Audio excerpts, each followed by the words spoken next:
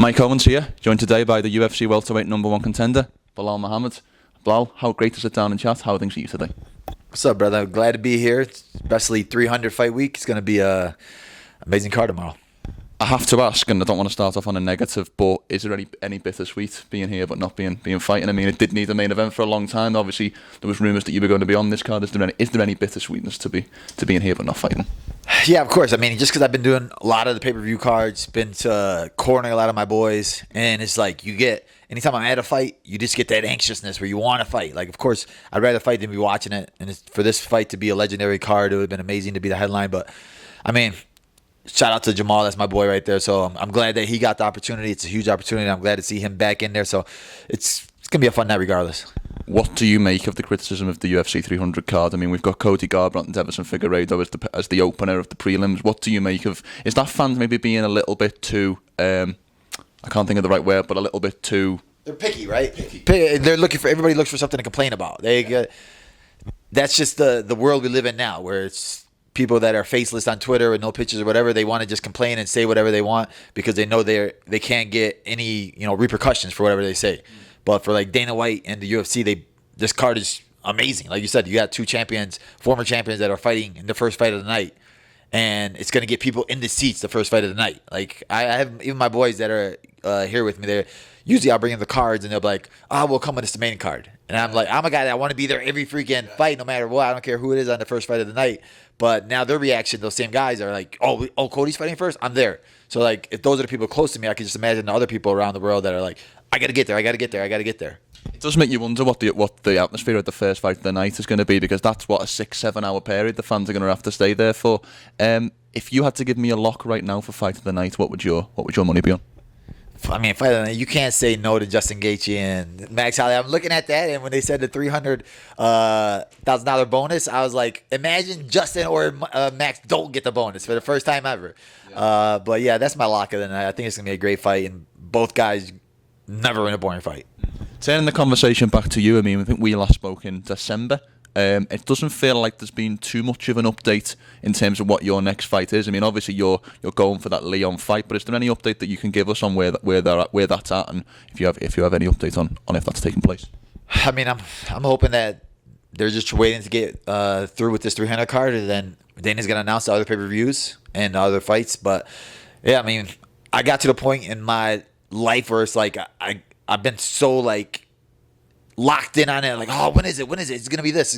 Could it be 300? Could it be 299? Could it be this? And having the ups and downs of those emotions, I was just like, I'm done even thinking about it. Like, once they give me a contract, then that's when I'll worry about it. But other than that, it's like I get asked that question 55 times a day, no matter where I am. Yeah, when are you fighting? And it'd be like my family, like my mom and dad. Hey, so you're gonna fight yet? And it's like, stop asking me. But I'm hoping soon. Like, I'm always training. I'm always working. And, like, I have a small gym, right? So, like, when one of us fight, we all fight. So, me being in the corner with these guys, helping these guys train every day, it, like, keeps me motivated, too, because we're all chasing a dream. And so if I can help my boys achieve their dreams, it, like, satisfies my, like, need for that win, right? Like, last week, Ignacio Bahamondes just won his fight, got the $50,000 bonus, and like his happiness was my happiness, because seeing your brother win like that is huge. So that like gave me that like little taste of what it feels like for myself to win. I have to ask, because I saw your response on Twitter to Tim Simpson's comments about who was offered the UFC 300 main event, and your name not being one of them.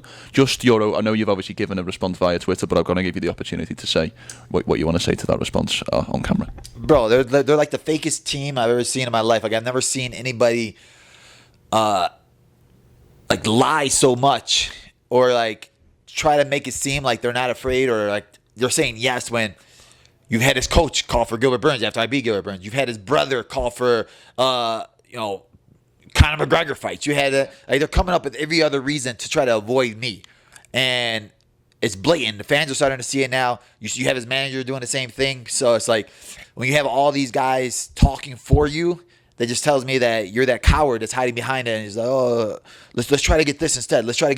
You're the champion of the world. Like, if you're the best fighter in the world, fight the best guy in the division that's right behind you. I have the longest winning streak in the division. I'm the one beating all these guys. I fought the number 4 guy in the world on 3 weeks' notice when nobody would ever done it. He would have never did that in his life, taking a fight on 3 weeks' notice. I put that streak on the line because I know I'm the best in the world. And he knows I'm the best in the world, and that's why he's trying to avoid this fight because I'm the toughest matchup for him. And he's trying to do anything he can do to hold on to the belt as long as possible. But like when you look at guys that, you know, Tim Simpson manages, and you see guys like Adesanya where they see when they were champions, they're looking for the next guy. They don't care who it is. They're like, I got to build this fight up because that's the money fight, right? Adesanya calls in Duplessis into the ring. Let's get in each other's face because we know that's the build-up. Volkanovski gets in Toporia's face after his fight because he knows that's the next fight. Leon Edwards goes ghost. He goes missing after his fight, doesn't say anything, doesn't promote anything. And now you got your manager trying to talk for you, your coach is trying to talk for you, and all the stuff that's coming out of their mouths is ways to avoid me. So it's fake. And after I beat Leon Edwards, Tim Simpson's not going to have any more champions. Like, his roster is going to be dead after that, and their whole team's going to go to irrelevancy. You've obviously fought once before, and it's kind of been a long, drawn-out process. I mean, I think a lot of fans have felt like you deserve this title shot even prior to the Gilbert Burns fight. I'm wondering, this whole the conversation or this whole kind of situation with Leon, is it a rivalry at this point? Like, is it bad blood, or do you not think of it in those terms? No, I hate his guts. Like, I've never, like, the last fighter I fought that I had dislike for was Sean Brady, and it was just because he was talking all this trash, and it was like one of those things where I'm like, bro, like, I don't even know you, but you're acting like you're something else. For the Leon fight, then they're trying to avoid me, him trying to act like, downplaying my accomplishments and telling me that, like, I don't deserve it, I never earned it. That stuff does nothing but piss me off, and it's like fueling me with like hatred for this guy, and I just can't wait to get in there and get my hands on him, because my last 4 or 5 fights have been against guys that were like so nice, right? I'm fighting Damian Maia, Wonder Boy, Luke. They're all like nice guys, and it was like obviously getting extra motivation to fight guys that you dislike. It's easier to wake up every day, but those guys a little bit harder. But for Leon Edwards, bro, I've been training for this guy for 2 years. My prime focus has been on him. I haven't been thinking about nobody but him. And when I go in there and I walk through him, he's going to go back into irrelevancy, and nobody's going to even think about him anymore. And he could go ghost for forever, do whatever he wants to do. Like, just put the belt on the line, let me take that home, and you can go back into hiding. Are you 100% certain, and I mean, I say this, you can't really have certainty when I ask this question, but are you 100% certain that your next fight is Leon Edwards, or do you have any worry that the likes of a Shavkat or maybe Islam moving up could jump the line in the way that the likes of Tim Simpson has kind of inferred? No, there's nothing they could do to try to avoid me now. Like, even when you have fighters like Shavkat and JDM calling each other out because they know who's next. Islam's going to fight Dustin Poirier. He's calling him out. These guys, like, there's nobody that's going to skip the line, and they could keep trying to whatever they're trying to do, but I'm next no matter what. I'm the guy. Dana White came out of his mouth. He said, I'm next. And me fighting the Gilbert Burns fight, on those 3 weeks notice, it was, all right, you win, you're next. I went in there, dominated that fight, got the win.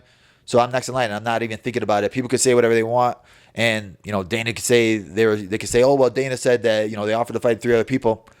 None of them fought, right? And I think it's more so Dana just trying to hype up a champion that can't hype up himself, a guy that doesn't promote himself. So Dana White being the promoter he is, I gotta make it seem like Leon Edwards, this big guy, this beast that said yes to 3 dominant guys, and they all turned him down because they were afraid of him because Leon is so good. But Leon sucks. He sucks in fighting. He sucks in talking. He sucks in promotion. And when I fight him, I'm going to show you guys how bad he is. It feels like the next logical step for this fight is Manchester in July. I mean, that seems to be the rumour. I think there's rumours of the 20th or the 27th of July. Would you be comfortable coming to England and fighting on Leon's home soil? 100%. Like, I'll probably have more fans in Manchester than he does. Nobody really cares about him. I mean, he had a parade with like 6 people there, and 3 of them were his family members. But me going down there, taking his home soil, beating him in front of, that crowd over there would be amazing, because like I went to London for a UFC event there once, and the crowd energy was nuts. It was like, I was like, bro, I got to fight here. The fans were crazy. They were there from the first fight on, and you feel it in the air when you're over there. So for me to be able to go down there, people are just going to doubt me even more, and like that doubt does nothing but fuel me. So that'll be like the fairy tale ending to my story to get this belt. A couple more from me, Belal, and again, thank you so much for the time. What kind of champion do you want to be? I mean, we've kind of talked about this. It's pretty clear that you're next for the belt. I'm wondering, like, is there a role model in history or a guy or maybe a way in which some of these carried themselves that you would like the Belal Muhammad championship era to look something like?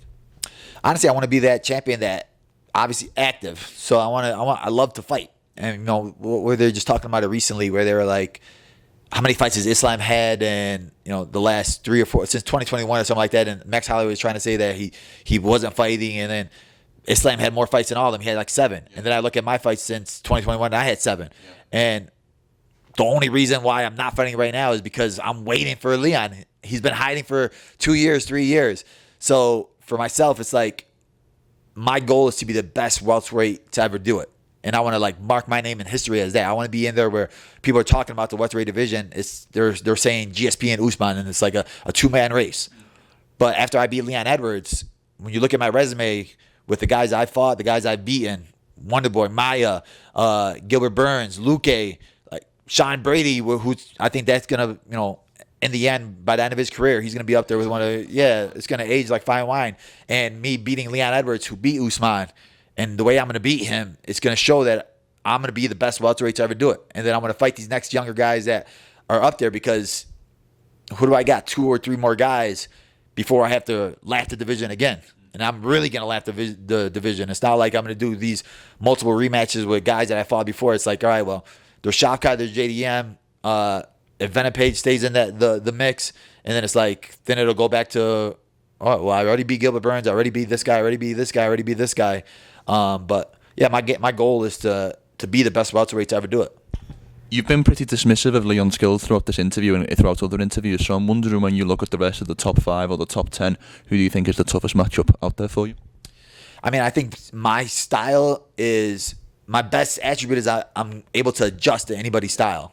Yeah, so it's like, and mentally, I think I'm the strongest mentally fighter in the UFC. And once you get to that top 5 of the division, it's not really about skills, right? It's about heart. It's about pressure. It's about perseverance. And I think that I'm miles ahead of all these guys. So for me, it's like, it doesn't matter who's next because I already fought every style that you could fight. I fought the complete grappler. I fought the knockout artist. I fought the amazing kickboxer.